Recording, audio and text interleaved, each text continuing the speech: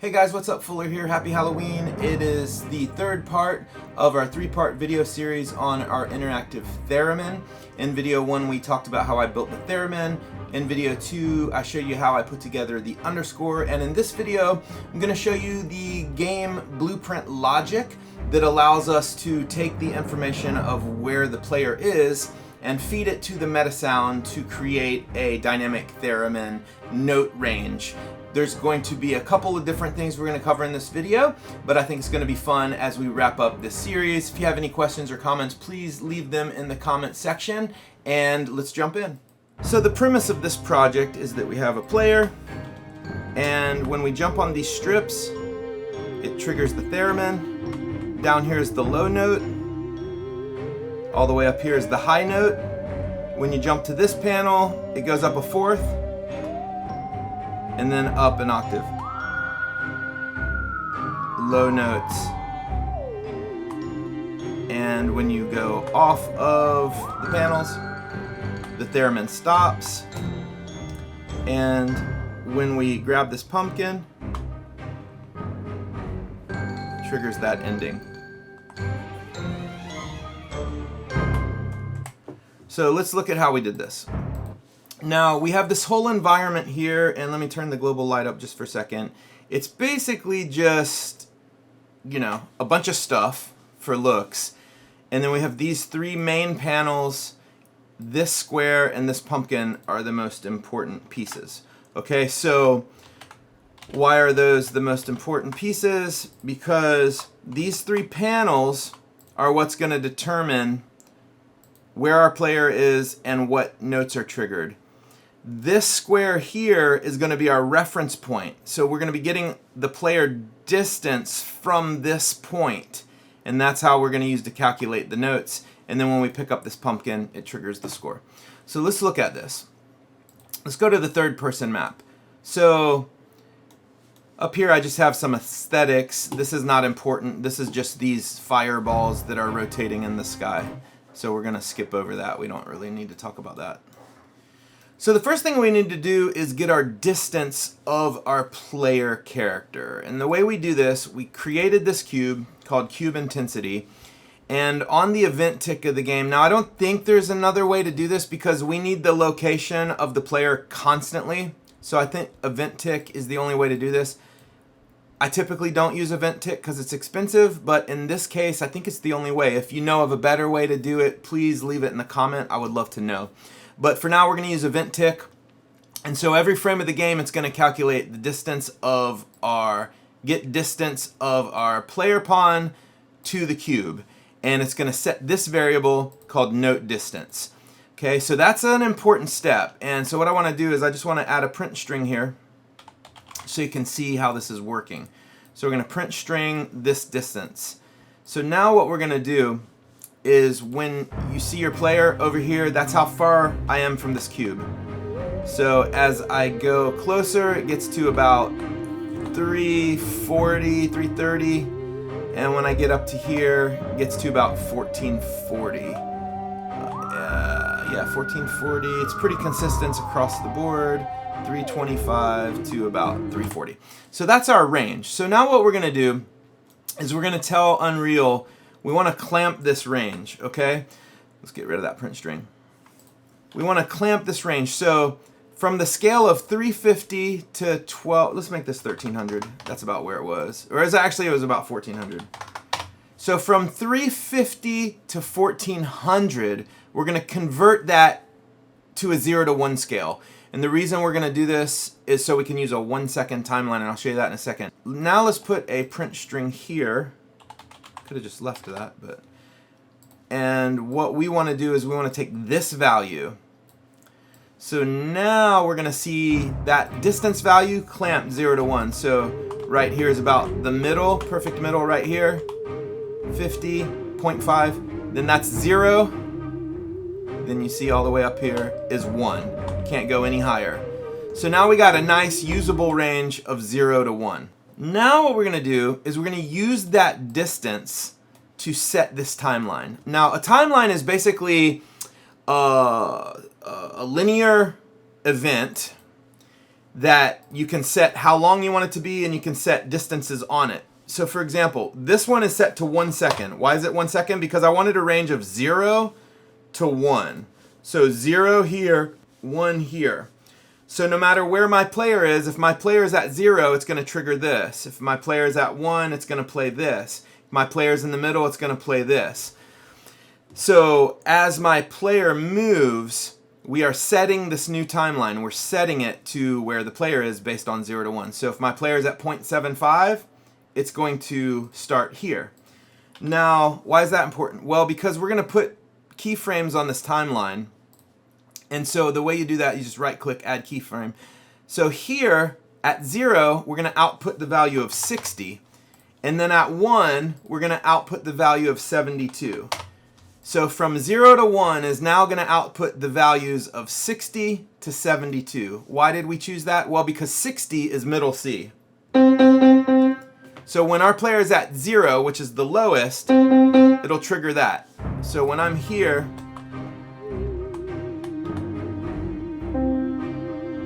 and then as I go up, it's going up to 72,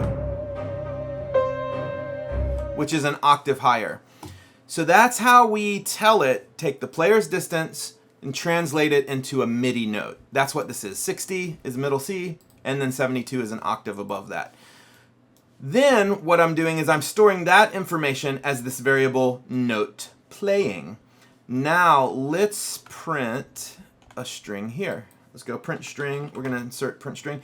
Cool thing about print strings, you can put it anywhere you want. That way you can kind of continue to troubleshoot. If something's not working, you can figure out where it's not working. So now it's going to show us the note playing.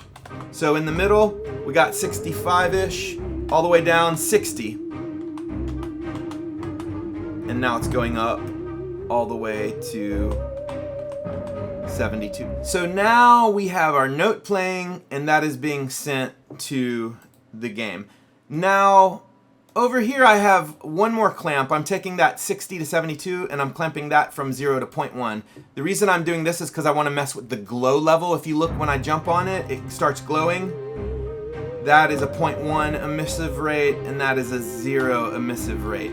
I only did that for aesthetics, so I don't want to spend any time on this tutorial about that, but basically that's what the glow level is. It's clamping that from 0 to 0.1, and then we're using that glow level to determine the intensity of the emissiveness of the material. But that's not important, so we're going to skip that for now. So let's get rid of this print string. So now we have the logic set up to send the notes. Now let's talk about the strips. So again, we have strip 1, strip 2, strip 3. I did put up blocking volumes. This is a blocking volume and this is a blocking volume. And I just wanted that so the player doesn't fall off the strip. So when I'm all the way down, it can't go any further. So now it's kind of locked to this horizontal plane, which is kind of nice. And then there's one here. So if I want to jump off the Theremin strip, I have to literally jump. And the same if I want to get off here, I can jump over the blocking volume. That's just something I set up because I thought it would be functionally easier to do. Okay, so now what we're going to do is we're going to do the strip logic. So this is BP Theremin strip 1. So let's come in here and let's look at this.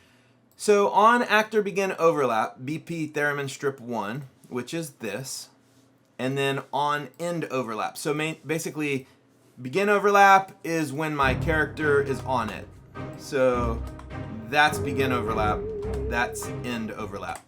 So what we're going to do is a couple things. We're going to, and most of this logic is the same for all three strips, but let's look at this. So that's hard to say. BP Theremin strip 1, we're going to set a variable called isOnStrip, okay? We're going to do this for every strip. So this will be strip 1, isOnStrip. So when my player jumps on this, this variable turns to true, isOnStrip 1. And if that is true, we're going to go over here and we're going to execute this trigger parameter. And this is the reference to the Metasound Theremin that we built in video 1. So go back and watch video 1 if you missed that.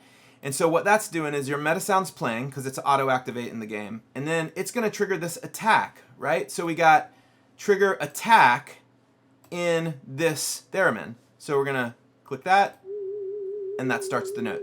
This note stays on until our player gets off of the strip, isOnStrip turns to false, and then it branches out, and I'll explain this in a second, and it turns to trigger release.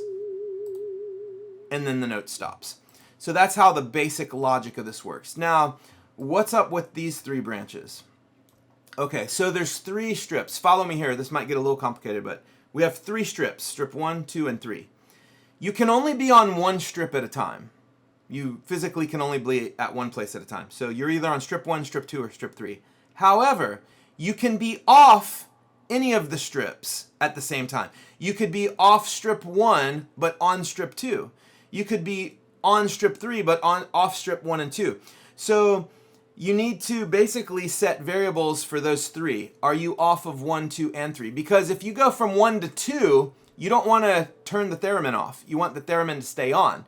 If you go from 1 to 3, you don't want the theremin to stay off. You want the theremin to stay on. You don't want it to go off. Otherwise, it'll get real wonky and you'll turn off the theremin when you don't want to turn it off. So the way we set this up is we go through this branch of logic. So on all of these strips, here's strip 2. When you're on strip 2, this variable is on strip 2 is true. And when you're off strip 2, this variable is false. When you're on strip 3, is on strip 3 is true, meaning you're on strip 3, or is on strip 3 is false, meaning you're off strip 3. So you will always be off of at least 2 strips, but you only want the note to stop if you're off all 3 of them. Does that make sense? I hope it does. So what we do is on strip 1, which is here, the green one, I color-coded these, green, red, and blue, so we could kind of keep track of the strips. When we're on strip 1, we do that. We turn the note off. When we jump off of strip 1, that sets is on strip to false, and then we set the glow materials, which we're not going to worry about that right now. We're going to pretend this is not here. We're going to branch. We're going to ask, am I on strip 1? Yes, I'm still on strip 1. Then don't do anything. Just keep it like it is. If I'm not on strip 1, then I want to ask this question. Well, am I on strip 2? If I'm on strip 2, don't do anything. If I'm not on strip 2, then I'm going to ask one more question. There's only one question left. Well, am I on strip 3? Because that's the only other strip left. If I'm on strip 3, do nothing. Again, we don't want to turn the theremin off. However, if I'm off of strip 1, I'm off of strip 2, and I'm off of strip 3, I am going to trigger the release of the theremin, which is this trigger right here. So am I off 1? Yes. Am I off 2? Yes. Am I off 3? Yes. Kill the theremin. And so that's how that works. So when we're running around, we're on, trigger attack is on. I'm off strip 1, but I'm still on strip 2. So the trigger, you still hear the theremin. Now when I walk off here, I'm off all 3 strips.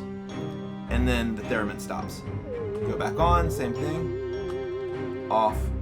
Now the theremin stops. This is critical in the logic, and this is also why Booleans are so powerful in the Unreal Engine. Okay, so that's how the logic works. Same thing for strip 2. We got the glow materials we're not going to worry about. Strip 2 asks the same questions. Am I on strip 1, strip 2, or strip 3? If I'm not on any of those, then I trigger the release. Now, it's not going to trigger the release because if nothing is playing, you're off these, and you aren't going to trigger the release because there's nothing playing. Now let's look at the notes themselves. So how do we trigger the notes? Okay, so we go over here. So this is strip 1, green, which is here. Strip 2, red, and strip 3, blue. So what I'm going to ask now is, when I get the player location, I'm going to go, okay, am I on strip 1? Well, if my player character is on strip 1, that's true, and it's going to go here. Now, we set the glow parameters, but we're not going to worry about that. That's basically just going to make the glow brighter the higher you go. The higher you go towards 0.1, the brighter it's going to get, but we're not going to worry about that right now because this is an audio tutorial. So let's pretend this isn't here. So we're going to skip over. If I'm on strip 1, we are simply going to set the float parameter of note in of the Metasound Theremin, and we're going to feed it to note playing, which again, remember, note playing is set over here based on the player distance. So the way that looks is we've got theremin. So we jump on the strip, it triggers the note, and this is fed by the distance. So we go 60, and then if the player is higher, it goes all the way to 72. So this is being fed in real time based on where your player character is. So that's all there is to it. Then if you're not on strip 1, it goes out false, and it comes down here. Okay, am I on strip 2? If I'm on strip 2, do the same thing, except now look. So strip 2, if we remember, goes up a fourth, okay? And strip 3 goes up an octave, which is right here. How do we do that? Well, we just we add a float to this. So same logic as 1, except when we get into the float parameter, instead of just sending it note playing, let's send it note playing plus 5. That's 5 steps up from middle C, which is 1, 2, 3, 4, 5, which is an F. So instead of now going from C to C, you're going from F to F, which is up a fourth. Same thing, if that's false, you come down here. Am I on strip 1? No. Am I on strip 2? No. Am I on strip 3? Yes, I'm on strip 3. So now same thing, glow parameters, forget that for now. Coming over here, set float parameter and the note in.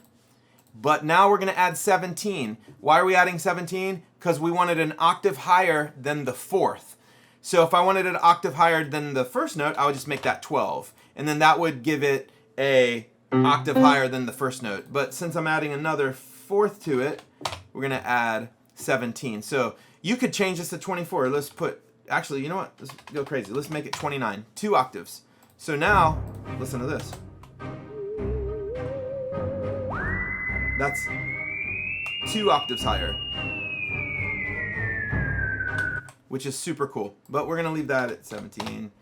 Keep it real. And that's pretty much it. Now let's look at this ending here. When I pick up this pumpkin, there he is right there, perfect. When I pick up this pumpkin, on hit, it's going to destroy the actor, which is the pumpkin, so the pumpkin's going to disappear. And it's going to trigger inside the underscore Metasound, which is also playing, which is video 2. Go back and watch video 2, you'll see how I did the underscore. We are going to trigger this right here, trigger ending. And when this triggers, it's going to trigger my musical ending right here, and it's going to print end. So when we look at this, when I pick up the pumpkin, you'll see it's going to trigger it there. And then you see the word end pop up. So that's it. Now the Theremin still plays, which is pretty cool. Actually, here, let's hear the Theremin without the music.